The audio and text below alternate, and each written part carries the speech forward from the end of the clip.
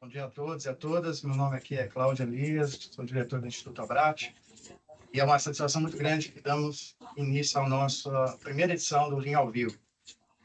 Uma masterclass produzida aqui pela Abrat, pelo Instituto Abrat, dedicada ao debate técnico e estratégico sobre os grandes temas da transmissão. O Linha ao Vivo nasce com o propósito de transmitir conhecimento, criando espaço aqui de formação, atualização e diálogo técnico entre as transmissoras, reguladores, especialistas e profissionais do setor elétrico. E nessa estreia, contamos aqui com presenças marcantes na nossa mesa, da Viviane Lopes, do Instituto Abrat. Bom dia. Isabela Brasil, da Abrat. Bom dia.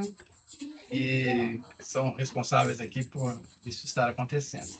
Agradecemos muito pelo apoio de todos da Abrat, em especial também ao Mário Miranda, presidente da associação, que contribuíram para tornar esse projeto realidade, e também a todos que nos acompanham nessa primeira Masterclass.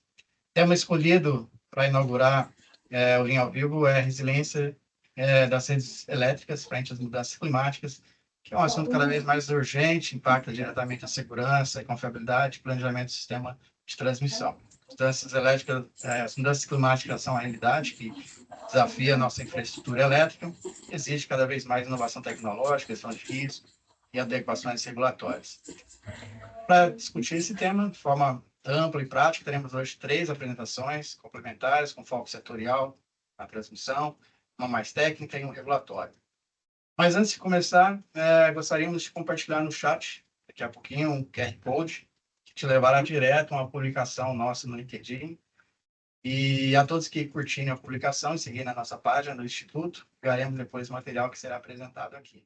Vamos lá, vou apresentar o Cirino pela terceira vez aqui. Ricardo Cirino é o presidente do Conselho Diretor da Abrat, do Conselho Curador do Instituto Abrat, também CEO da Evolts, transmissora do setor. Esse cara não fechou o áudio de lá, cara. E abrirá a nossa conversa aqui, contextualizando o problema da resiliência no âmbito das transmissoras, apresentando aqui a visão das transmissoras, das empresas que operam a malha de transmissão nacional. Nosso segundo apresentador é o professor Carlos Barioni, diretor-geral da Daimon. Barioni, é um prazer tê-lo aqui. Barioni foi meu professor na graduação, já há algumas décadas atrás, não vou falar quantas, senão não vou entregar a idade fácil. Muito bom tê-lo conosco, Barioni. Ele trará uma abordagem técnica, conceitual, destacando soluções estratégicas aqui para aumento da resiliência. E, por fim, Ricardo Brandão, diretor de regulação da Abrat.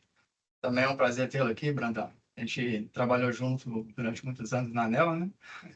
É uma satisfação fazer parte do início dessa jornada aqui do Linha ao Vivo, e vamos aqui contribuir com esse debate. Que ótimo. Ele encerrará nosso período de apresentações aqui, discutindo um pouquinho dos aspectos regulatórios, normativos, né? Aproveitando uma experiência grande que a Abrat está tendo na execução de um P&D, exatamente nessa temática, né? Nossa programação é de até 1h30, né? Ao máximo, no final das apresentações, abriremos um espaço aqui para perguntas, debates. Vocês podem enviar as perguntas pelo chat e eu farei a mediação aqui direcionando. Vamos começar com o Cirino, vai nos ajudar a entender o tema sobre a ótica das transmissoras. Cirino, muito bem-vindo e obrigado por estar conosco aqui na primeira edição do Linha ao Vivo. A palavra é contigo, meu cara. Obrigado, Cláudio. Bom dia a todos. É um prazer, uma honra estar aqui nesse primeiro Linha ao Vivo. Quero aproveitar para parabenizar pela organização, iniciativa do Cláudio, apoiado pelo Mário, o apoio aí da Viviane e da Isabela. Prazer estar com os colegas também, o professor Barioni e o Brandão. Acho que vai ser muito rico poder ouvi-los e aprender com vocês também. Eu vou começar a minha fala, uma pequena contribuição aqui para a gente iniciar a nossa pauta, Cláudio. Eu vou fazer uma projeção aqui para vocês. Por favor, confirma se chegou para vocês. Estamos vendo, Cirino. Ótimo. Bom, nosso tema hoje, resiliência das redes elétricas frente às mudanças climáticas, né? A gente sabe que a crise climática já é uma realidade operacional. O desafio é transformar essa vulnerabilidade em resiliência. Então, hoje a gente vai falar um pouco sobre rede de transmissão brasileira, em especial as nossas da eVolts, que estão se adaptando, inovando e se fortalecendo para enfrentar os impactos, né, das mudanças climáticas. Falar um pouquinho rapidamente da eVolts. A eVolts é uma transmissora 100% controlada por um fundo de pensão canadense, Ontario Teachers Pension Plan, e a gente tem feito um trabalho nos últimos anos de transformar a eVolts em uma plataforma de crescimento em transmissão de energia elétrica no Brasil. Bom, para falar do desafio das mudanças climáticas nas redes elétricas. Então, os eventos climáticos extremos já impactam diretamente a operação e os ativos do setor, né? Os números falam por si. A temperatura média da América Latina em 23 foi a mais alta já registrada. A gente teve outros recordes em 24. A cada ano a gente tem tido recordes de temperatura. No Brasil, o número de dias com ondas de calor multiplicou-se por 7 em apenas 3 décadas.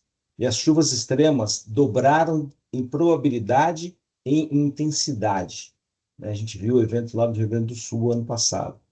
Isso não é teoria, isso é o novo normal. E esse novo normal já representa cerca de 43% das falhas em linhas de transmissão. Ou seja, o clima deixou de ser um fator externo somente, passou a ser um risco operacional concreto. Vivemos um tempo decisivo, né? E a crise climática, então, deixou de ser uma previsão científica, infelizmente, tornou-se uma realidade cotidiana. A gente está à vésperas da COP30, é um tema que está bastante latente na mídia, nos jornais, na televisão esses dias. Secas mais intensas, enchentes mais frequentes, eventos extremos, tudo isso já nos mostra que a urgência climática é inegociável. Mas também é inegável que o caminho para a transição energética será complexo e desigual. É justamente esse ponto que eu quero trazer uma reflexão, né? Eu estava outro dia pensando na resiliência da indústria do petróleo diante da transição energética, né?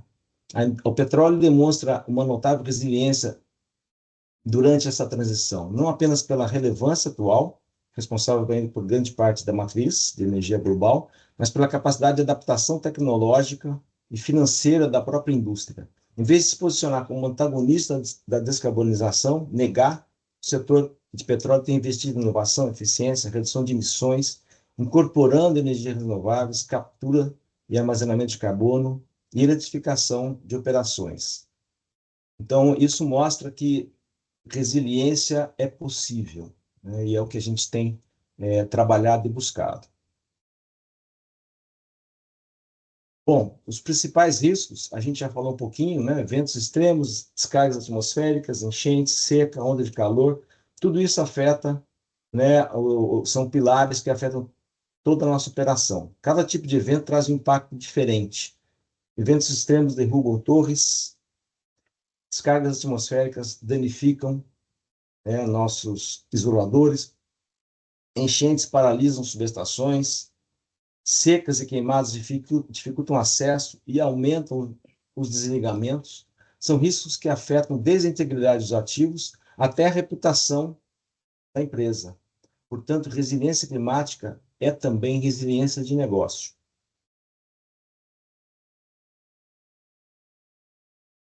Falar um pouquinho de como isso afeta o nosso negócio, né? Quando a gente fala de mudança climática, a gente está falando apenas da questão ambiental, a gente está falando do tema de negócio.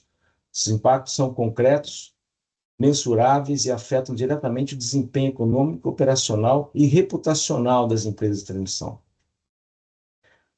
Falar, em primeiro lugar, ao impacto direto dos ativos físicos. Ventos extremos, enchentes, queimadas pode causar colapso de torre, rompimento de cabo, danos estruturais que colocam em risco a operação e o retorno sobre o capital investido. Tudo isso tem custo.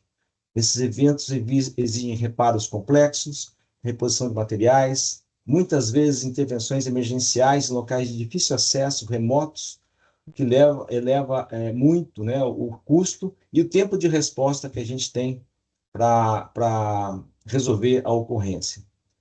O segundo ponto é o aumento de custos operacionais. As condições climáticas extremas dificultam o acesso das equipes às torres e às linhas, seja por queimadas, estradas interditadas por enchentes, terrenos alagados. O resultado disso é mais tempo para manutenção, mais deslocamentos, maior desgaste de recursos humanos e materiais. A operação se torna mais cara e muito menos previsível. Terceiro impacto é na continuidade do fornecimento. Cada evento extremo aumenta o risco de desligamento e afeta diretamente a confiabilidade do nosso sistema. Isso tem repercussões para o ONS, Operador Nacional do Sistema, para os consumidores e para toda a cadeia do setor elétrico, né? Porque a transmissão é o elo, né, entre geração e consumo. Em um sistema interligado como o nosso, uma falha local pode gerar efeitos em cascata, exigindo respostas rápidas e coordenação entre diferentes agentes. Tudo isso é feito pelo ONS. A gente tem visto, recentemente, a gente teve alguns apagões, né? Às vezes uma questão local e que teve uma amplitude bem maior. E por fim, né, há os riscos reputacionais e regulatórios. Quando há uma interrupção associada a um evento extremo, a percepção pública é imediata. A pergunta que vem é: por que o sistema não estava preparado? Por que está faltando energia? Isso gera pressão social, questionamento de órgãos reguladores e, muitas vezes, necessidade de revisitar planos de investimento e padrões de resiliência. É o que a gente tem feito na Envolts. Ou seja, o impacto não é apenas técnico, é também institucional e de imagem, reputacional. Então, esses 4 eixos, perdas, custos, disrupções e riscos regulatórios, mostram que as mudanças climáticas são um fator de risco empresarial muito relevante. É um fator que está na pauta e na agenda de todas as empresas do setor. A resposta precisa estar no planejamento preventivo, na inovação, na integração entre todos os agentes, inclusive o regulador. Infelizmente, o regulador tem muita dificuldade em aceitar a realidade das mudanças climáticas e os seus impactos nos ativos de transmissão e de distribuição.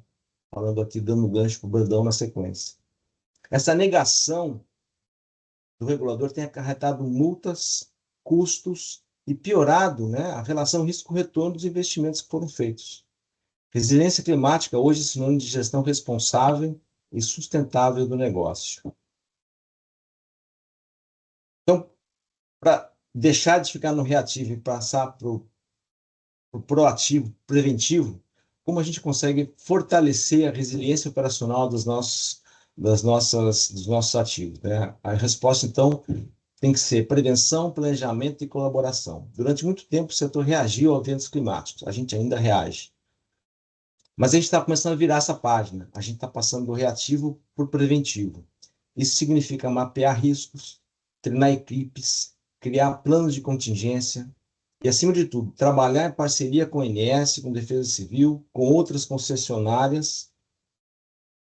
Juntos, né, somos mais fortes. Então, a resiliência operacional, ela nasce da antecipação e da coordenação das atividades.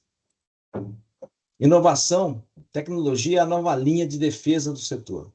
Estamos vendo uma revolução tecnológica nas redes. Sensores de IoT, estações meteorológicas, drones, plataformas integradas, tudo isso está mudando a forma como a gente monitora e como a gente reage aos eventos. Dados em tempo real, a gente consegue prever, antecipar riscos, planejar respostas e reduzir custos de interrupção. Então, inovação é o elo entre resiliência física e inteligência operacional. Aqui agora a gente tem um caso concreto, né? Uma experiência concreta que fortalece o setor e inspira o futuro. O caso da NBTE, a Norte Brasil Transmissora de Energia, que é um dos bipolos que escoa a energia das usinas do Madeira, mostrou para a gente que o risco climático é mensurável, grande, mas gerenciável, de certa forma.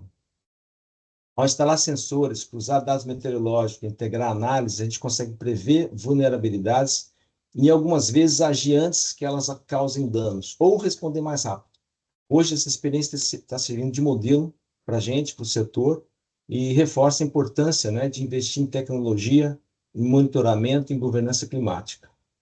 A resiliência é construída como um aprendizado contínuo, de eventos reais a soluções que a gente pode tornar escaláveis. Essa jornada, se a gente olhar a linha do tempo no slide, ela começou com um evento extremo. Lá em 2020, quando ventos muito intensos, 24% superiores ao máximo de projeto, acabaram derrubando torres da NBT lá no Mato Grosso, uma região bem remota. Transformamos essa experiência em aprendizado. A gente lançou um projeto piloto de estações meteorológicas em 2022 e hoje a gente já tem 14 unidades operando com transmissão de dados em tempo real. A gente já está instalando até o final do ano mais 5 e ano que vem a gente deve instalar algo como mais 30 ou 35 estações para ampliar a nossa capacidade de monitoramento e de gestão. Esse aprendizado é que nos guia nos próximos passos de pesquisa e desenvolvimento. Esse projeto nasceu em um projeto de pesquisa e desenvolvimento, com novas estações que a gente planeja aí para o futuro. Então, resiliência, ela nasce na prática. Ela não é só discurso, a gente tem que partir para ação. Para isso, nós, na Evolts, nós criamos uma empresa que chama Resilium, e essa empresa ela é uma plataforma inteligente de clima e resiliência de ativos para as empresas de transmissão. Então, a digitalização é o caminho para decisões rápidas e baseadas em evidências. Nós estamos integrando sensores a dados climáticos, imagens, modelos preditivos, inteligência artificial, tudo isso numa plataforma inteligente que nos dê informação. Objetivo simples e poderoso: antecipar eventos, proteger ativos críticos e dar resposta mais rápida quando a gente tiver uma ocorrência. Então, essa plataforma vai permitir uma visão sistêmica do risco, reforçando o papel do setor de transmissão, né, como a coluna vertebral da transição energética segura que o país precisa. E para finalizar, resiliência também é uma agenda de governança e sustentabilidade, né? Integrar risco climático ao nosso sistema de gestão empresarial é uma questão de responsabilidade corporativa. Precisamos que a liderança esteja envolvida, que as decisões se baseiem em dados e que haja equilíbrio entre curto e longo prazo. A adaptação climática não é custo, ela é proteção de valor e continuidade do negócio.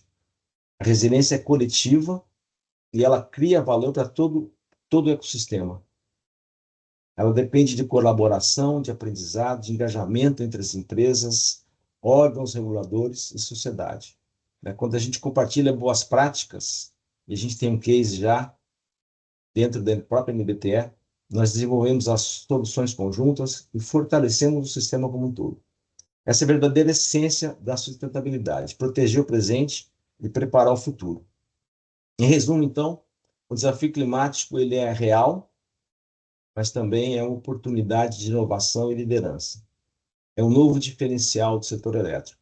Cabe a nós transformar resiliência em legado. Muito obrigado. Cláudio, devolvo para você. Obrigado, Cirino, pela excelente contextualização aqui, os exemplos práticos que você trouxe, mostram a realidade das transmissoras frente a esses desafios, né?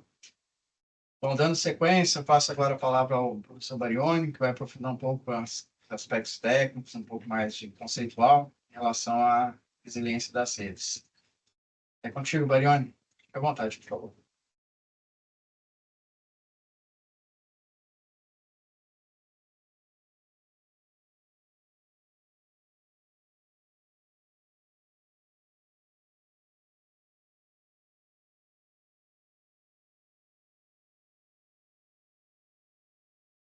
Estão vendo a minha tela? Sim. Agora sim. Perfeito. Obrigado, Cláudio. Obrigado a todos. Obrigado ao Instituto Abrat pelo convite, um honroso convite. Prazer aqui estar participando também com o Cirino e o Brandão. Um grande prazer aí, dois profissionais excelentes. A apresentação do Cirino, já adiantando aqui, foi excelente. Cirino, muito bom. Eu vou tentar fazer uma apresentação aqui de uma maneira que possa somar, né, que seja complementar. Então, eu vou fazer uma apresentação um pouco mais conceitual, apresentando aí as questões relacionadas à resiliência nas suas várias fases ou etapas, né? Falando um pouquinho de ações de antecipação, resistência, absorção e recomposição, e depois mostrar alguns exemplos. A Daimon, rapidamente, né? A Daimon Engenharia é uma empresa especializada aí no setor elétrico, com foco mais acentuado no segmento de distribuição de energia, né? Com muita experiência em cálculos elétricos, estudos de planejamento, estudos regulatórios, cálculos de tarifas, mas também temos aí nos últimos anos feito alguns trabalhos, algumas atividades aí para o setor de transmissão.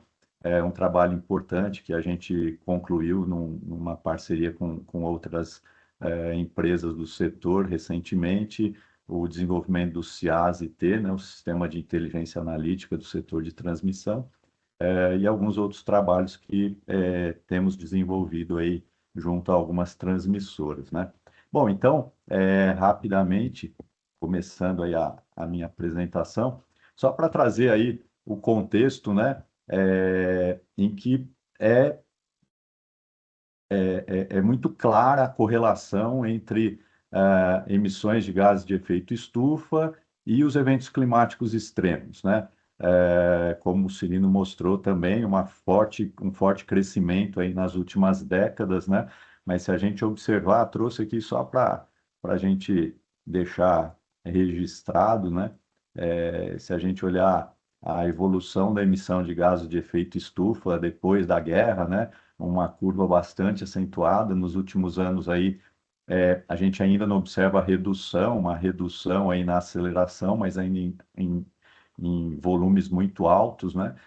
Acompanhado de um aumento significativo da temperatura média global e dos eventos extremos. No setor elétrico, a gente vê aí de um estudo, um levantamento da EPE, né? Se a gente pegar em período de 10 anos, de 2014 a 2023, as questões climáticas que afetaram os desligamentos em linhas de transmissão, liderados aí pelas descargas atmosféricas e queimadas, mas somando também ventos, chuva, aí a gente está falando de mais de 40% do total de desligamentos nas linhas de transmissão brasileiras, né? E isso tem se acentuado, né? Ainda um estudo do Atlas IPCC, né? O grupo de estudo de clima da ONU, mostrando as tendências aí em termos de prognóstico, né? Que se continuar com o aquecimento global, passando aí de 1,5 grau para 2 ou até 4, a gente vê, por exemplo, as previsões de aumento muito intenso de precipitações, de dias secos relacionados a queimadas, e as outras variáveis climáticas também tendo uma gravidade cada vez maior, né? Então, é um alerta e a gente espera que o mundo tome medidas para que isso não aconteça, né? Aqui também eu trouxe uma junção que eu fiz de um gráfico com uma tabela de 2 artigos distintos, cujas fontes estão aí registradas, mas que eu acho interessante, né? Que o nosso sistema elétrico atual, né, ele foi planejado, foi projetado e construído em condições climáticas anteriores, né, e de forma a atender um nível de confiabilidade pré-estabelecido, né, e com as mudanças climáticas, com um aumento forte aí dos valores das principais variáveis, como precipitação, temperatura, vento, raio, né? Aí a gente passa a falar da questão de resiliência, né? Essa figura aqui, esse gráfico aqui em cima, é de um estudo que eu busquei. A gente vê muita coisa teórica, mas achei esse estudo com dados reais da Europa Central, né? Aqui em preto, né? E aqui embaixo a gente está olhando precipitação em milímetros, né? A gente tinha no século anterior aí um valor médio típico aí em torno de 150, 160 milímetros e uma pequena dispersão, uma dispersão não muito grande desses valores, né? Ou seja, a cauda aqui não era nada acentuado, né? Raramente a gente tinha situações com precipitações muito elevadas. E o sistema foi todo dimensionado, né? O sistema mais antigo e os ativos de transmissão e do sistema elétrico como um todo, né, tem vida útil elevada, né, Então, eles foram dimensionados, projetados e construídos para essa realidade, né? E a gente fala aqui em baixo impacto, né? Mesmo com os eventos de alta probabilidade ou de baixa probabilidade, a gente não via valores muito intensos. Então, tanto os eventos de baixa probabilidade ou de alta probabilidade provocavam relativamente baixos impactos no sistema, né? Nos ativos do sistema. Hoje, né, a gente passa a ter uma curva diferente, que é essa curva em cinza claro, né? É óbvio que isso daqui foi um levantamento para uma área específica, mas a gente pode generalizar de uma certa forma, né?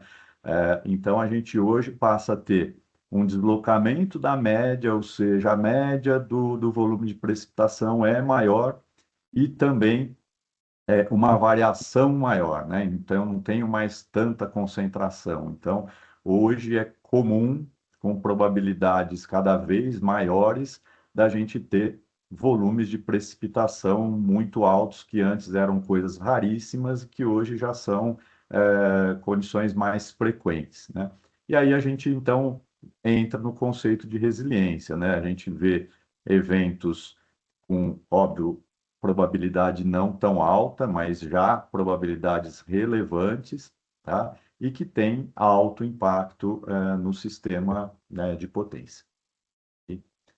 Bom, e aí vamos entrar um pouquinho para discutir um pouquinho os vários conceitos aí associados à resiliência, né? Ou as várias fases quando ocorre um evento extremo, né?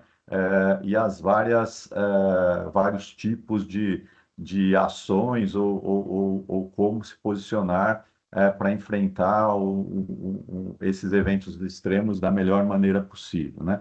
Então, essa figura já é bem conhecida, existem outras aí, mas todas são mais ou menos semelhantes, em que a gente trata a resiliência com os conceitos de antecipação, de resistência à absorção e depois a parte de recomposição, né? E aqui uma das definições hoje aceitas, existem algumas, mas a resiliência seria a capacidade do sistema de se antecipar, depois de resistir e absorver, como responder, se adaptar e restaurar após um distúrbio de alta intensidade. E aí a gente pode avaliar todos esses estágios, né? A gente tem aqui em vermelho aquilo que seria uma situação mais tradicional e em preto aquilo que se espera de um sistema mais resiliente.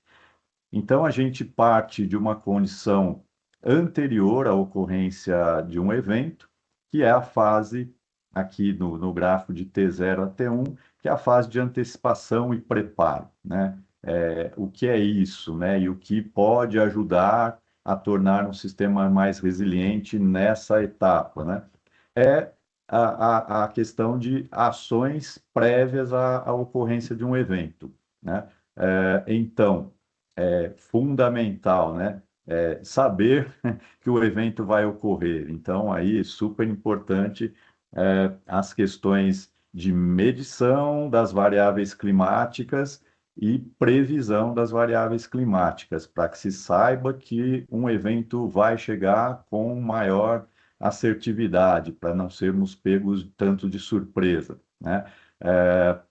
A outra coisa, por exemplo, há vários, eu vou sempre citar só algumas coisas, a questão de comunicação, né? Então, sabe-se que uma queimada está indo em direção a uma determinada região onde tem uma linha de transmissão ou ativos de transmissão importantes.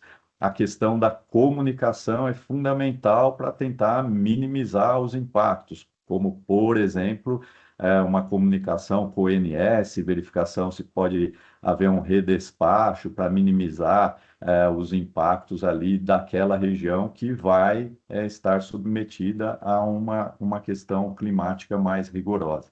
Então, essa seria, digamos, a etapa de antecipação e preparo. Mas, obviamente, não seria economicamente viável que a gente tivesse sistemas que suportassem toda e qualquer situação climática, né, extrema. Então, dado um evento que vai ocorrer, o segundo estágio aqui, entre os tempos T1 e T2, a gente chama a fase de resistência e absorção. Aqui nós estamos falando de tornar os ativos do sistema mais resistentes às variáveis climáticas intensas. Então, aqui em vermelho seriam os ativos clássicos, digamos, né? Então, sei lá, um evento com ventos muito extremos em que eu tenho postes ou torres que não tenham capacidade de suportar aquela intensidade de vento. Eu consigo melhorar, né, a resiliência se eu estiver trabalhando com estruturas, por exemplo, com postes, torres, enfim, os equipamentos do sistema projetados agora para a nova realidade, né? Os equipamentos antigos foram projetados para aquelas condições das variáveis climáticas da época. Essas variáveis agora estão mais intensas e mais, né? Como elas têm uma tendência clara de crescimento, a necessidade de uma mudança no planejamento e na construção dos ativos, não para suportar os níveis históricos, mas sim considerar as previsões, e por isso que a parte de antecipação é muito importante, a gente tem que ser capaz de prever novas intensidades para projetar e construir sistemas com mais capacidade. Aqui estamos falando também, por exemplo, se eu for no nível de distribuição, trabalhar, por exemplo, com substituição de redes aéreas por redes subterrâneas, mas sempre com aquela coisa de racionalidade econômica, né? Não é viável economicamente, porque eu vou ter um impacto de custos que vai se refletir na tarifa dos consumidores. Não se pode fazer nada em qualquer segmento, seja distribuição, transmissão, tem que se priorizar quais são os ativos mais importantes, quais os impactos de cada ativo, de cada região, as regiões mais propensas a se verem afetadas pelos eventos climáticos extremos e fazer ações nessas áreas, né? Nessas áreas, nesses equipamentos, nessas estruturas. De qualquer forma, aqui a gente está falando de infraestrutura, reforço de infraestrutura, ou para os novos projetos, para as ampliações, ou para aquelas áreas mais críticas, melhorar a capacidade de absorção, colocar mais automação na rede, colocar circuitos de reserva e assim por diante. Aqui a gente está falando de resistência, então, resiliência dos ativos propriamente dito. De qualquer forma, então, quando houver, né, com mais ou menos resistência, eu vou ter um impacto maior ou menor, né, no meu sistema, mas ele vai ocorrer, né? Então, teve uma tempestade, desenergizou algumas linhas, caíram algumas torres, aí a gente entra no período de resposta e adaptação, né? Ou seja, aqui são todas as atividades para minimizar o tempo até que o sistema possa começar a ser restaurado, né? Então, aqui também a parte de comunicação é muito importante, né? Muitas vezes, por exemplo, numa área urbana, numa situação de um desligamento muito acelerado, o sistema de comunicação se colapsa, e aí, até para se ter a comunicação, saber onde atuar, onde estão os maiores problemas, tal, tudo isso atrasa, né, e aumenta esse tempo em que o sistema vai ficar na condição de não retorno, né? Aqui também tem todo o tempo de preparação de equipes, materiais, etc., que tudo isso também, de alguma forma, está relacionado com a fase de antecipação e preparação, pois sabendo-se as tendências, as previsões, também pode se preparar aqui para estar mais prontos para atender o mais rapidamente possível. E, por fim, a gente chega na fase de restauração do distúrbio, né? Então, aqui são as ações, né, de equipes, de trabalho, por exemplo, compartilhado com a ajuda de equipes de outras distribuidoras ou de outras empresas, o trabalho, o compartilhamento de equipes. Aqui também ações na rede que possam fazê-la se recuperar mais rapidamente. Aí estamos falando de, por exemplo, automação de redes, micro-redes, microgrids, enfim, ações que permitam o sistema se recuperar o mais rapidamente possível. Alguns chamam isso da resiliência operacional, né? E como vocês podem ver aqui, depois de a maior parte do sistema voltar em condições, muitas vezes a gente não consegue voltar na situação inicial, porque às vezes o dano é tão grande que pode levar aí dias ou meses para se conseguir voltar à situação normal, ok? Bom, agora aqui é só para mostrar, então, alguns exemplos práticos dessas fases, né? Então, quando a gente está falando previsão de eventos e alocação de recursos, estamos falando de previsão climática, de sensoriamento e previsão, estamos falando de preparação de equipes, alocação de recursos. Aqui uma foto, um exemplo ali da Florida Power, toda uma equipe já preparada, porque já tinha informação do evento extremo, já tinha as equipes, ferramental, veículos todos preparados. Um outro exemplo interessante é o sistema de gestão geoespacializada de transmissão aí da ANEEL, né, com o apoio, com o auxílio das transmissoras, que permite ter também essa visão muito importante de previsão e monitoramento de queimadas. Aí se sabe onde estão as queimadas, onde pode estar afetando mais o sistema, auxiliando nessa etapa de antecipação e preparação.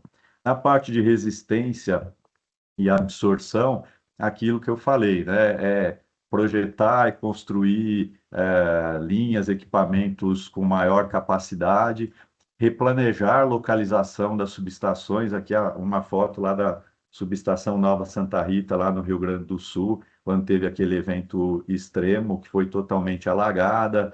A EPE hoje já está considerando isso para os novos leilões aí, de colocar em locais mais elevados, digamos, né, para evitar esse tipo de situação. A hora que a gente olha aqui do lado direito na distribuição, a gente está falando, por exemplo, de gestão da vegetação, manejo da vegetação próxima à rede, né?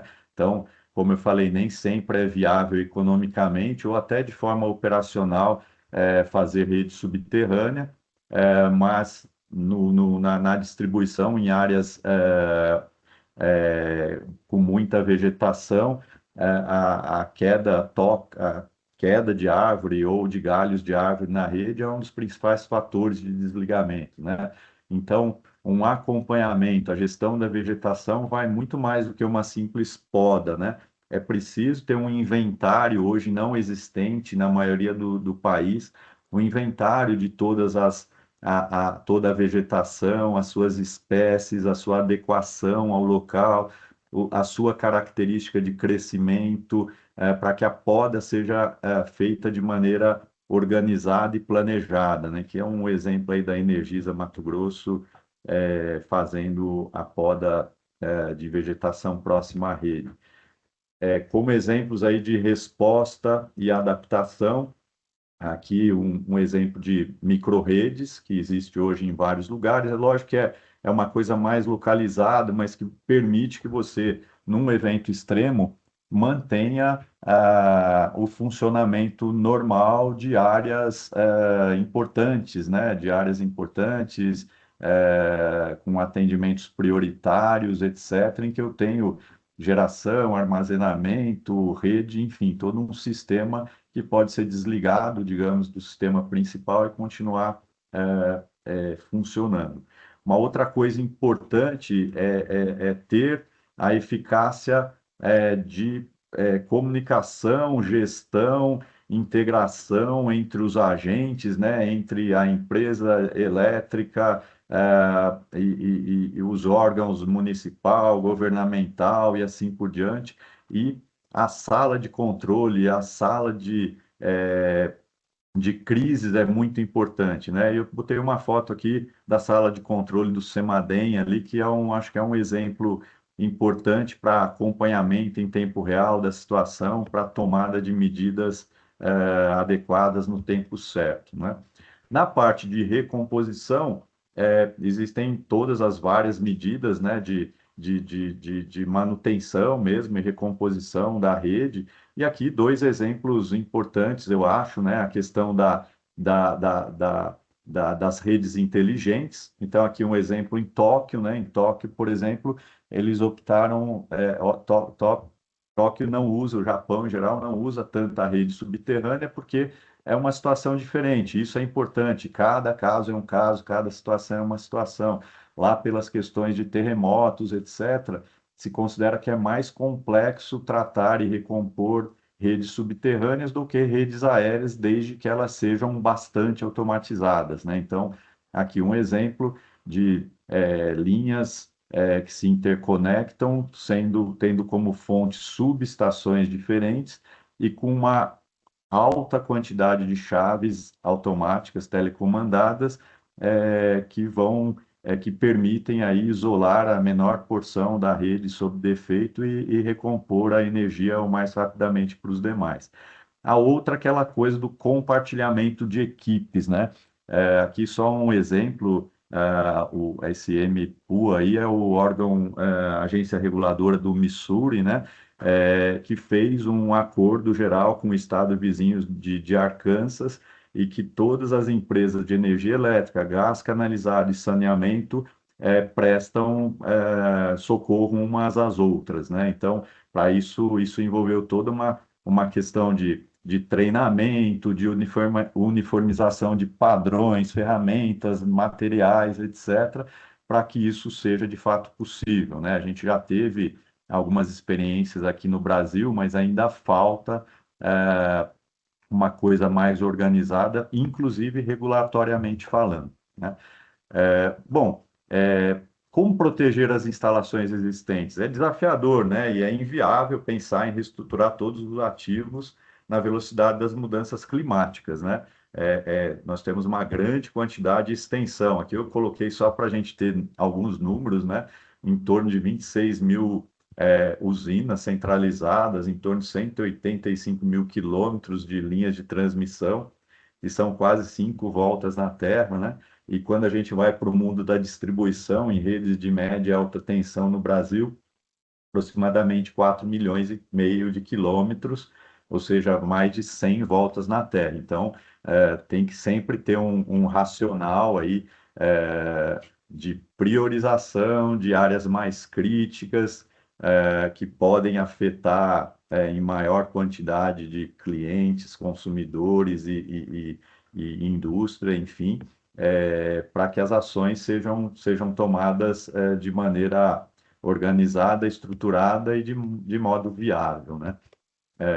Bom, o que fazer? Tem muita coisa para fazer, né? Então, pontuei só algumas coisas para finalizar aqui, né? Acho que o primeiro ponto que a gente ainda não tem é a definição de indicadores de resiliência dos ativos de transmissão, né? Uma maneira de se identificar a partir de alguns valores, de algumas grandezas, em que a gente está entrando numa situação em que a resiliência daquele sistema está adequada ou não está adequada, para que com isso a gente possa pensar na tomada de decisões de reforço ou de avaliação do que se fazer, né? Uma avaliação do desempenho dos ativos da transmissão, acho que várias das empresas já estão fazendo isso, mas é muito importante. A revisão de normas e critérios de planejamento, como eu falei, né? Então, se as linhas e torres foram projetadas, por exemplo, para suportar ventos de até tantos quilômetros por hora, e agora os ventos são mais fortes que esses e tem uma previsão de ventos ainda mais acelerados, os novos ativos devem seguir essa revisão de normas e critérios. O desenvolvimento de novas tecnologias para o sistema de transmissão, acho super importante, né? Tanto na parte de monitoramento das variáveis climáticas, que está no item abaixo, como de novos equipamentos, automação e assim por diante, né? O desenvolvimento de novos modelos de previsão climática, melhorar não só as medições, né? Verificar o parque de medições e verificar onde há falhas, onde precisa ser melhorado, complementado, mas o desenvolvimento de modelos de previsão mais assertivas também é uma ação importante. Estruturar planos de ações preventivas de recomposição do sistema, melhorar a comunicação e a governança com a comissão, criação de comitês de monitoramento e ações durante eventos extremos, e avanços na regulamentação, que aí eu vou deixar o gancho mais para o Brandão comentar um pouco sobre isso, né? Então, só comentários finais, né? As mudanças climáticas estão afetando e vão afetar cada vez mais o desempenho, a grande quantidade e extensão de ativos, aliada à diversidade, intensidade e localização dos eventos sugerem iniciativas específicas e localizadas, e o desafio é identificar, planejar e operacionalizar as melhores iniciativas para mitigar os efeitos das mudanças climáticas. Só como uma última informação, né, o Instituto Abrat, uma das suas iniciativas foi fazer uma chamada para desenvolvimento de um projeto de PDI para estudar e auxiliar aí nos estudos, análises e recomendações para melhoria aí da resiliência no sistema de transmissão. E é um prazer aí que a Diamond, junto com a PSR e a Tempo OK, empresa de clima, fomos selecionados para esse trabalho e vamos estar iniciando esse trabalho aí agora em 2026 e a gente espera contar com o apoio e a ajuda de todos vocês para que a gente possa fazer um trabalho que ajude aí no enfrentamento dessa questão. Obrigado.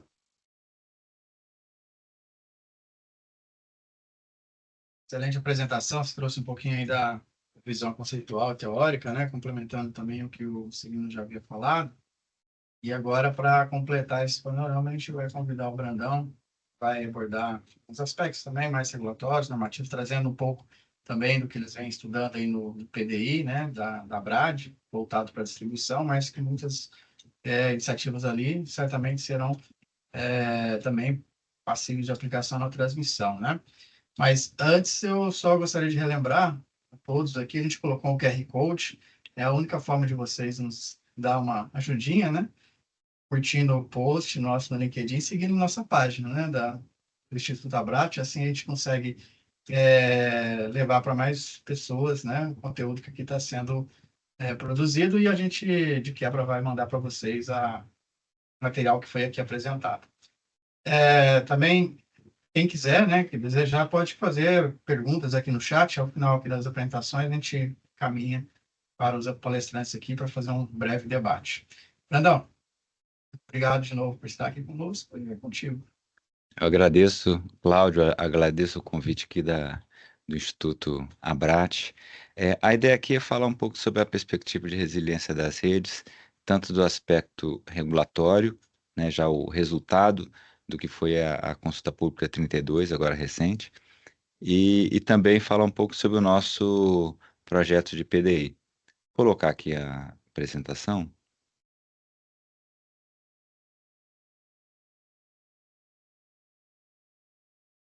Já. Bom, pessoal, primeiro ponto, né? E também é uma das perguntas do nosso PDI, como conceituar o que é um evento climático extremo. Mas, de qualquer forma, o que a gente observa é que esses eventos estão ficando cada vez mais frequentes e cada vez mais impactantes, né? O professor Barioni trouxe também alguns números, né?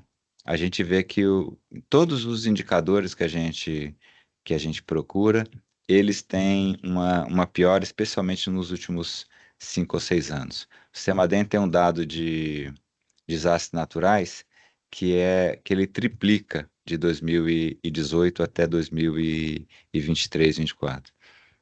O ano de 2024 foi especialmente desafiador, porque a gente vê que essa é uma tendência que se repete. Indicadores de chuva de mais de 40 milímetros por intervalo de 1 hora, todos eles a gente vê que no final das contas são de piora os últimos anos, né? E para isso, né, é fundamental que a gente tenha um aumento da resiliência das nossas redes. Não só para que elas sejam mais resistentes, né, que resistam a esses eventos, absorvam, né, esses eventos, como o professor Barioni colocou ali no trapézio da resiliência, mas que a gente consiga também, depois do evento ocorrido, ter uma resposta o mais rápido possível. Então, a gente vê aqui que isso tem acontecido com mais frequência. O Rio Grande do Sul, em especial, passou aí por dois eventos climáticos extremos em 2023, a chuva, a, a inundação, né, de 2024. Ciclone bomba tem sido comum, né, acontecer na região sul, Santa Catarina, Rio Grande do Sul. E as áreas que são mais afetadas do Brasil são justamente o Sudeste e o Centro-Oeste, não, o Sudeste e o Sul, né, também de acordo com dados do CEMADEM. E a partir daí, desse diagnóstico, né, especialmente depois do evento que aconteceu em São Paulo, lá em novembro de 2023, né, foram mais de 2 milhões de consumidores interrompidos, 1.400 árvores que caíram, né, surgiu, né, uma proposta discutida em uma consulta pública da ANEEL, que foi encerrada agora nesse mês, dividindo ações de curto prazo e ações estruturantes, né? Na ações de curto prazo, a revisão dos planos de contingência. Todas as empresas têm os seus planos de contingência, mas com nível de detalhamento muito diferente. Justamente na hora de um evento extremo, é que a gente percebe o quanto que tem um planejamento prévio, que é importante quando isso aconteça, que as equipes saibam cada uma o que tem que fazer. E, portanto, é importante que esse plano de contingência seja detalhado e com esses papéis todos definidos. E um dos papéis fundamentais é o de comunicação.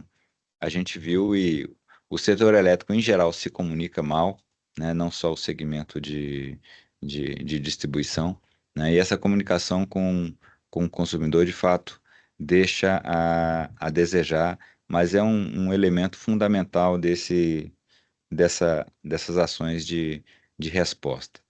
O outro é o manejo vegetal, como eu falei, né? Na maioria desses casos, o que a gente tem sofrido com chuvas e ventos é a questão de queda de árvores, que enseja também uma discussão tanto do papel, né, do setor elétrico, da distribuidora, e do papel do município, afinal de contas é um equipamento urbano.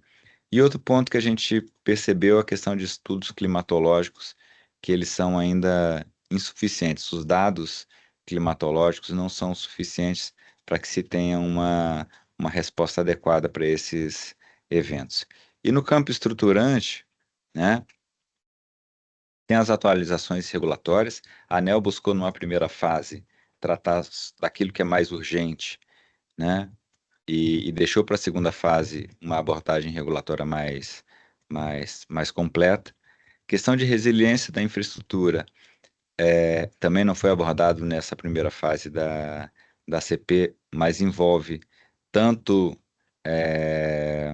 formas de tornar a nossa rede mais resiliente, né? Afinal de contas, 99% da rede é aérea, mesmo como acontece na transmissão, e intensificação dessa ideia de compartilhamento de equipes. A comunicação, como eu falei, é um elemento fundamental. O que ficou acertado e também está no nosso plano de comunicação do nosso PDI. Primeiro, é muito importante que tenha uma adequada comunicação com o poder público, né? ANEEL, Estado, especialmente o município. A gente tem experiências muito interessantes no Rio de Janeiro de criação de sala de situação, que foi um modelo reproduzido depois em outros eventos. Até porque, é, quando tem, como o caso que eu citei lá de São Paulo, 1.400 árvores caídas, é difícil até você saber por onde você começa, porque precisa, né, do envolvimento da prefeitura para retirada de árvores, defesa civil, corpo de bombeiros, equipes das distribuidoras. Essas equipes precisam estar coordenadas. E essa comunicação com o público é fundamental. O público também, o consumidor, precisa ter a percepção e a visualização, né, de que, primeiro, ele está sendo enxergado, né, e segundo, que as ações estão sendo tomadas o mais rápido possível. A gente tem um projeto agora de transparência ativa, que deve entrar agora a partir de dezembro, que é o projeto Radar. Esse projeto Radar replica experiências que já acontecem em outros países, né? A gente deu aqui o exemplo de Nova Orleans, e de experiências que já acontecem hoje no Brasil, né? Na região da Enel São Paulo e da Celesc, que é um mapa de fornecimento em tempo real, né? Que qualquer consumidor consegue acessar e visualizar o seu município para ver qual o percentual de consumidores desligados, o que é, desligamento emergencial, o que é programado, e isso também está colocado nessa resolução que foi agora aprovada, a obrigatoriedade dessa transparência ativa com atualização a cada 30 minutos. A ANEEL vai criar também um portal em que é possível acompanhar isso de todas as distribuidoras do Brasil ao mesmo tempo. Manejo vegetal, né? A gente vê que hoje existe essa discussão de o que é o papel do município, o que é papel da distribuidora. A gente entende que as árvores são equipamentos urbanos, né? Infraestrutura verde, portanto, do ponto de vista constitucional, a responsabilidade é dos municípios, enquanto que a responsabilidade da distribuidora é de poda daqueles galhos que estão próximos de tocar a rede aérea, né? Então, a distribuidora tem a prerrogativa de fazer poda e até de notificar o dono da árvore, que pode ser propriedade privada ou o município, para fazer a substituição ou remoção daquela árvore, né? Mas o importante aqui também, a gente traz na nossa discussão do PDI, é a necessidade de uma lei nacional que trate sobre esse manejo arbóreo, né? Porque a resolução determinou que fossem feitos convênios com os municípios, né? Então, a distribuidora teria que celebrar com cada um dos municípios convênios, mas a gente não tem ainda uma padronização de como seria isso, né? Substituição de árvores, que é fundamental, porque árvores, como a gente vê, de novo o exemplo de São Paulo, mas acontece em grandes cidades, de 25, 30 metros, são incompatíveis com o relevo urbano, né? A gente vê cidades do mundo, né, Estados Unidos, extremamente arborizadas, mas com árvores de 5 metros, 3 metros, né? Porque você não pode plantar a árvore que você quer, né? São espécies determinadas, nativas e compatíveis com a área urbana. E por isso, a gente enxerga, além desse passo que foi dado na regulação da ANEEL, que tenha também uma lei nacional sobre isso. Outro ponto que a gente observou é que o monitoramento no Brasil é insuficiente, tanto em relação a previsões, né, como cobertura de estações meteorológicas, sensores. Então, a gente, no nosso projeto de PDI, estamos fazendo duas coisas. Uma é fazer essa análise dos gaps, né? Onde estão as as estações, como é a modalidade de comunicação dela, onde estão os lugares em que seria necessário aumentar o número de estações meteorológicas, e o outro a gente fazer uma plataforma, que eu vou mencionar daqui a pouco, né, que traz dados, né, tanto atuais como dados pretéritos, né, com todas as variáveis e com monitoramento de áreas de maior risco, né. Plano de contingência, como eu falei, e aqui está a figura já trazida pelo professor Barioni do trapézio da resiliência, né? Fundamental a gente fazer uma atualização dos planos de resiliência à luz dos novos desafios. A gente viu, né, empresas em que o plano de resiliência de contingência tem 60 ações, né, e outras que têm mais de 200 ações. Então é importante, né, ter uma padronização maior, ou seja, pelo menos um requisito mínimo, que é isso que foi estabelecido na resolução da ANEEL, né, para que se tenha, como eu falei, uma clareza do passo a passo e que cada equipe, né, cada área dentro da distribuidora saiba o que fazer, né, e isso esteja coordenado tanto com as equipes de campo, como também com as equipes de comunicação, né? Comunicação com o poder público, comunicação com os consumidores.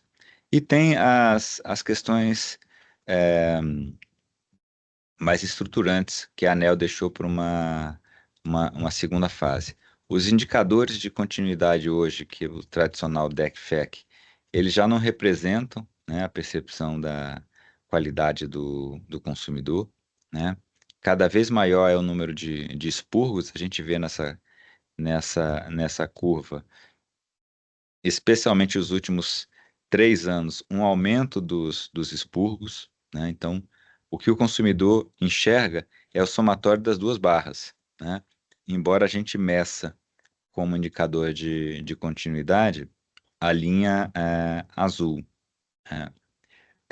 A ANEEL estabeleceu um mecanismo de pagamento de compensação em situações de emergência, acima de 24 horas na área urbana e 48 horas na rural. A gente entende que essa não é a resposta adequada, né? Simplesmente estabelecer um, estabelecer um prazo, né, para restabelecimento de 24 horas flat, né, independente de que cidade a gente está falando, trata do mesmo jeito a área urbana de São Paulo e de Altamira, né, quando elas têm características completamente diferentes. E a regulação econômica também precisa evoluir para reconhecer os investimentos, né, necessários à modernização, né? Hoje, a gente tem uma lógica de que o investimento é reconhecido só por ocasião da revisão tarifária, o investimento intraciclo ele não é reconhecido, mas esse investimento de resiliência ele é diferente, né, dos investimentos em geral, porque esse não agrega mercado. Então, ele, na verdade, reduz a produtividade da distribuidora no período intraciclo, e isso deveria ser captado pela regulação, que hoje, infelizmente, não é, mas é um dos pleitos que a gente traz, né, para a ANEEL. E uma solução, né, além das questões regulatórias, é justamente a aplicação de tecnologias, né? A gente vê cada vez mais presente na distribuição a utilização de automação, né, como forma de resposta, né? A digitalização das redes, isso envolvendo tanto medidores inteligentes, né, que eu tenho uma visualização clara, né, dos desligamentos a partir do consumidor, mas também digitalização das chaves seccionadoras, dos transformadores, que permitam a instalação de religadores, né, self-healing, que permitam esse monitoramento remoto e que reduzem bastante o tempo de recomposição da rede. Às vezes tem ocorrências como galho que toca a rede, que é possível apenas com manobras, ou você restaurar, ou pelo menos fazer um ilhamento, né, de forma que isso fique bastante mitigado. E o uso de outros equipamentos, né, como banco de baterias, subestações móveis, né, que têm sido utilizados de forma muito bem sucedida, né? Outro ponto trazido pelo professor Barioni é a questão do compartilhamento de equipes, né? A gente foi nos Estados Unidos e eles têm um modelo, né, chamado RMAG, né, que é um modelo de assistência mútua regional, né, bastante eficiente. Eles começaram a utilizar isso depois do furacão Irma, né, e tem sido bastante bem sucedido, né? Não, furacão Vilma, que deu início ao a esse modelo, né? E ele é multissetorial, ele envolve não só distribuição, mas também outras utilities todas se reúnem. Eu queria finalizar falando um pouco sobre o nosso PDI, né? A ANEEL, a ABRAD, diante desses desafios, resolveu fazer um estudo, né, de PDI, e a gente essencialmente tratou aqui de 9 produtos, né? Vou destacar alguns, né?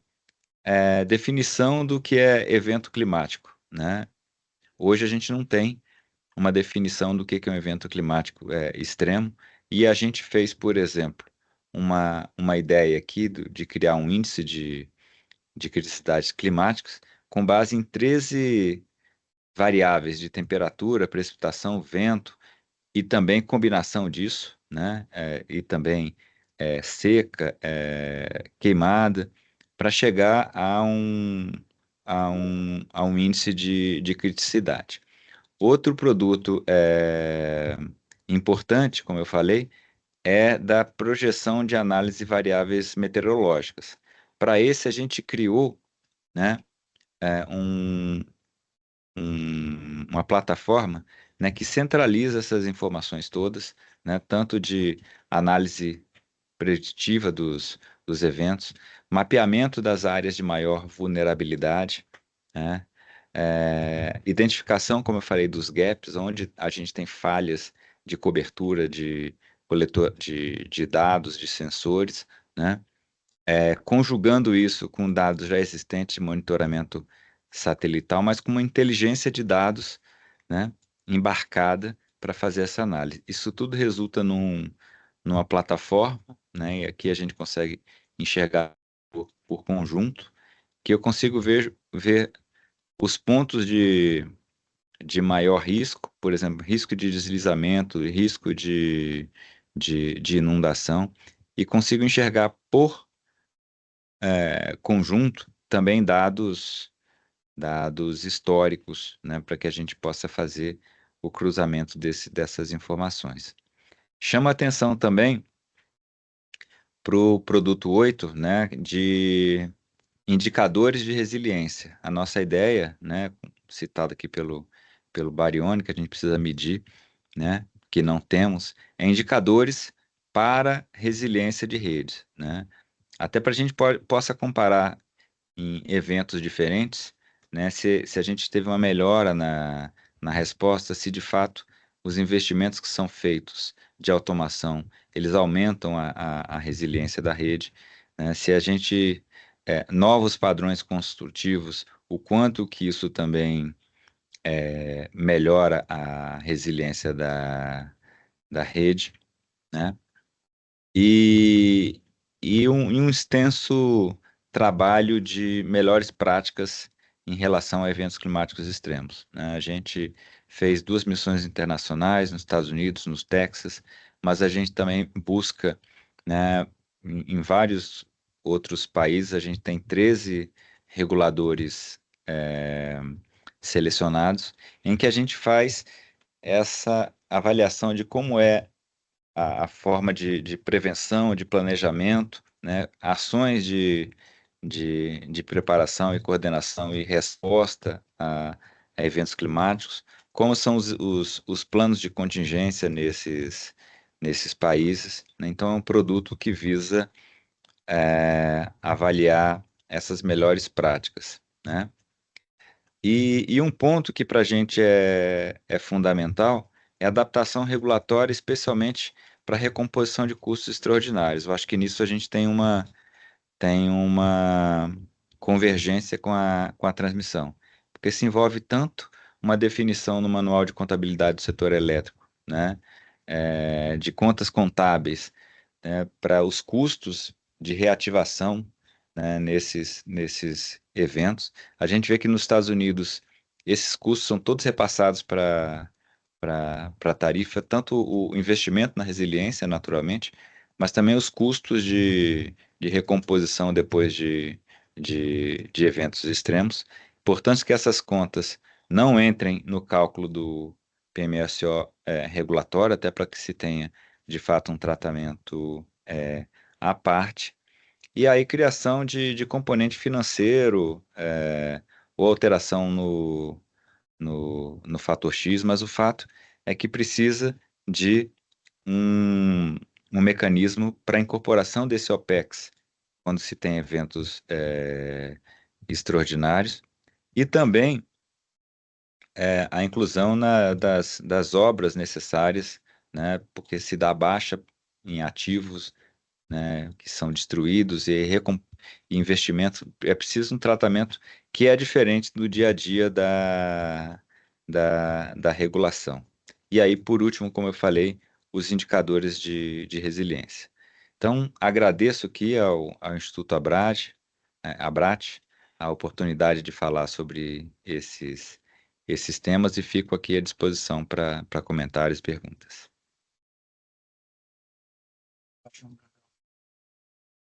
Gostaria de agradecer aqui, então, os 3 palestrantes pelas excelentes exposições. A gente já está caminhando para o finalzinho, então gostaria só de fazer umas breves perguntas para cada um e já abro também o espaço para vocês fazerem comentários finais, se assim desejarem, né?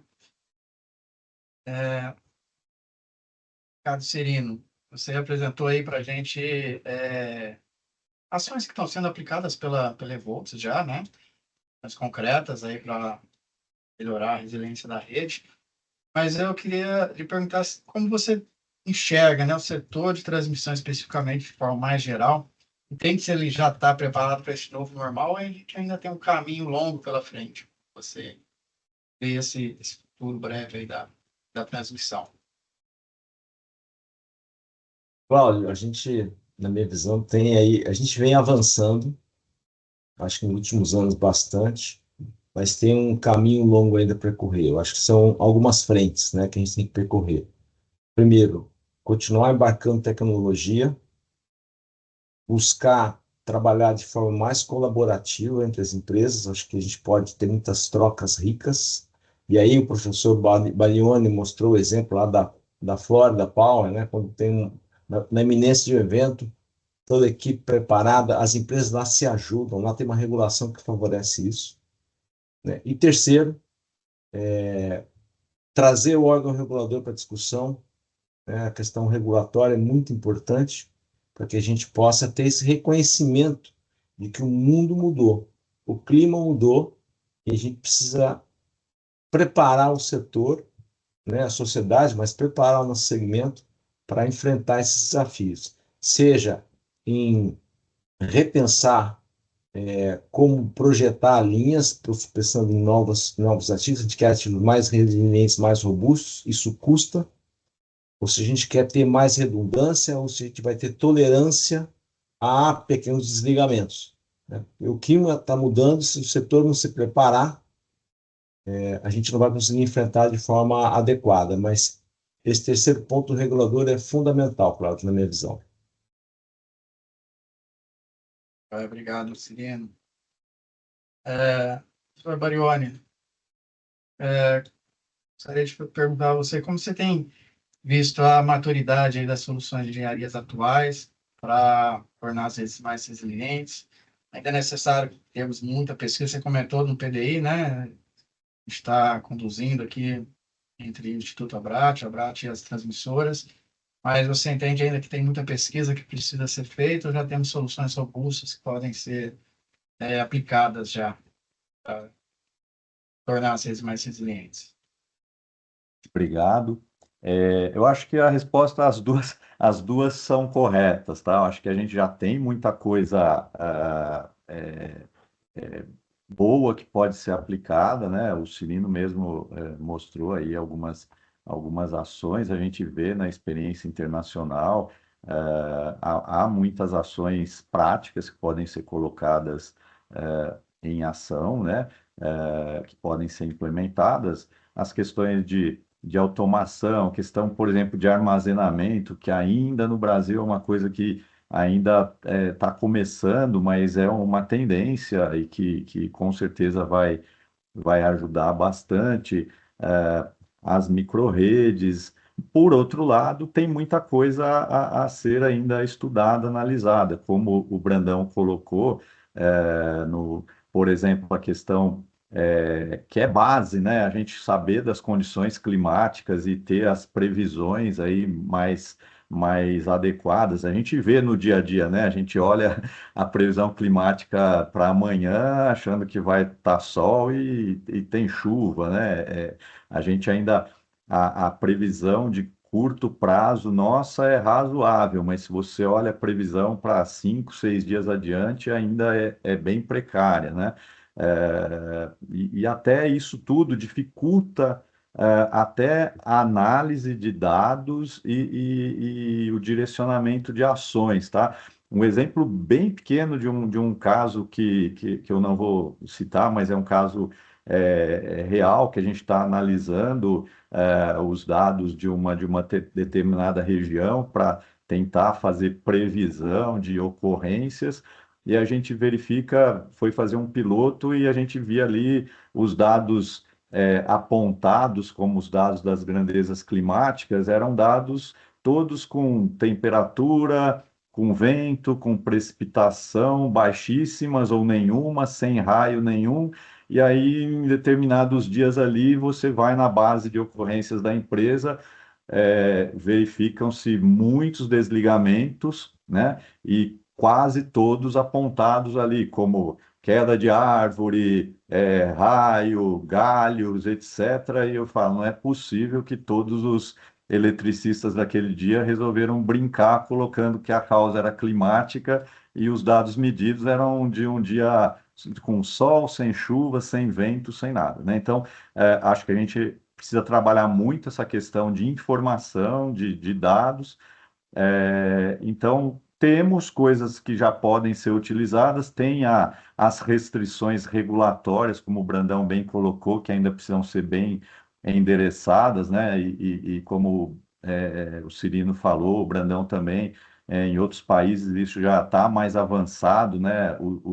Os custos operacionais e os investimentos para aumento da resiliência são reconhecidos. Lógico, tudo tem que ser feita análise da adequação daquelas ações, do custo e do impacto tarifário, mas tem que ser considerado porque é o novo normal e a gente precisa trabalhar dessa forma. Então, acho que é isso. Obrigado, Barione. Bom, Ricardo, tem algumas perguntinhas aqui também no chat para você. Vamos lá. Primeiro, não sei, talvez no trabalho que vocês têm feito, né, até no âmbito do PDI, né, vocês estudaram um pouco também como enfrentar esses eventos climáticos na rede de transmissão, que está na distribuição, sobretudo no 88, 138, trazendo um pouco aqui, puxando um pouco do nosso lado, né? Chegaram a trabalhar um pouco sobre isso? Não, na verdade é tratado tudo como um todo, né?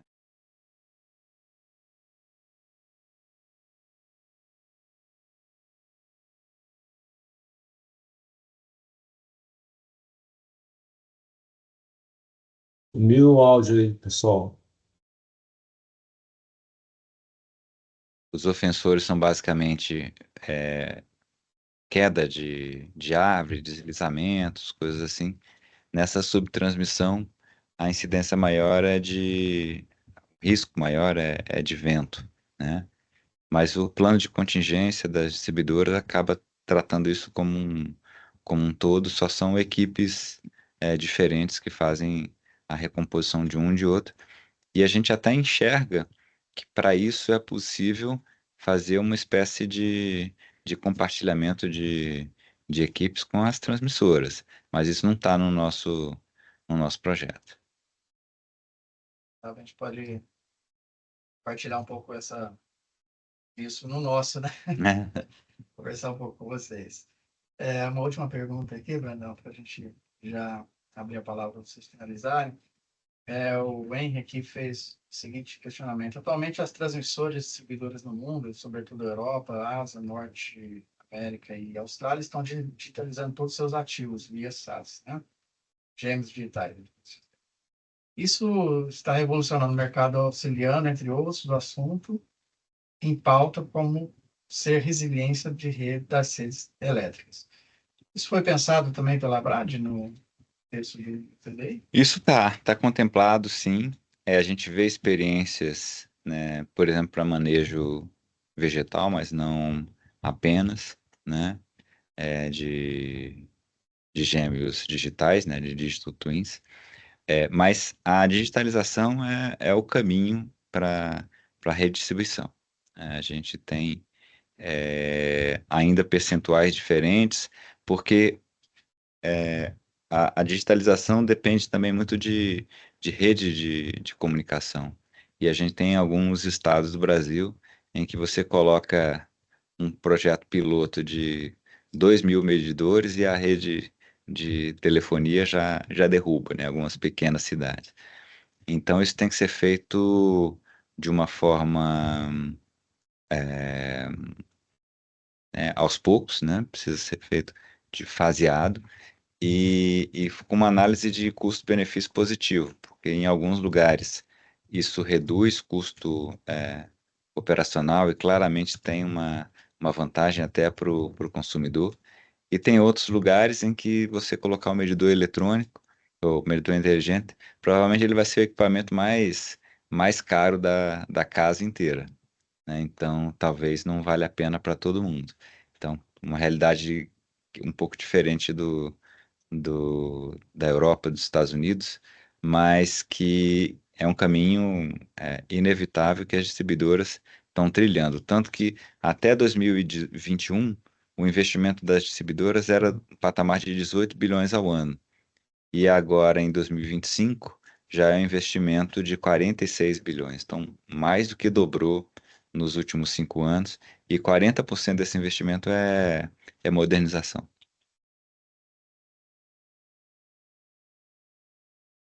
Já está no final. Gostaria de, mais uma vez, agradecer nossos palestrantes e abrir aqui a palavra, se quiserem fazer uma última fala. Cirino, fique à vontade. Obrigado, Cláudio. Primeiro, parabenizar vocês pela iniciativa, agradecer o convite. E foi muito importante, né, a gente ouvir as diferentes dores e os ângulos diferentes que cada um dos palestrantes trouxe, né? Quando o Brandão fala das dores da distribuição, algumas são parecidas, né? Os ofensores são os mesmos, mas as dores têm as suas características, porque a distribuição tem muito mais capilaridade e ela sofre efeitos locais. A transmissão, a gente já tem linhas muito longas e que passam por diferentes regiões do país com diferentes situações, né? Para isso, a gente precisa, sim, trazer a digitalização de forma diferente na distribuição, trazer inteligência, que é um pouco do que a gente está fazendo lá na Resilium, de desenvolver soluções com sensoriamento e inteligência para que a gente possa melhorar a nossa condição de mitigar risco e de reduzir, né, tempo de resposta nesses eventos. Mas fato é que o professor Balioni trouxe também, elementos não faltam para a gente convencer o regulador que o mundo mudou e que a gente precisa também de soluções regulatórias atualizadas. Acho que a gente explorou bastante. Muito obrigado, pessoal. Um abraço. Obrigado, Cirino. Professor Barioni, fique à vontade para finalizar. Ok, eu também gostaria de, em primeiro lugar, agradecer ao convite. Foi uma honra, um prazer ter participado aqui com vocês. Uma manhã de troca de experiências, de aprendizado. Então, foi muito interessante. E só para deixar ali talvez um ponto de reflexão, né? Lá no começo da minha apresentação, eu falei, né, do aumento de emissões provocando aumento de temperatura, aumento dos eventos climáticos e essa questão do mundo hoje de trabalhos visando a redução das emissões, né? Então, o Brasil aí tem um plano de redução net zero de emissões de gases de efeito estufa lá em 2050 e isso traz, junto com ele, um grande plano de aceleração da eletrificação da economia, né? Então, isso vai trazer um aumento da necessidade de geração, transmissão e distribuição. Então, é só para dizer que o sistema vai ter que crescer para atender essa nova frente, e, em conjunto com isso, o enfrentamento aos eventos climáticos extremos. Então, eu acho que esses dois temas precisam começar a ser também conversados para que a gente possa fazer essa transição de uma maneira mais adequada para todo o país, né? E muito obrigado.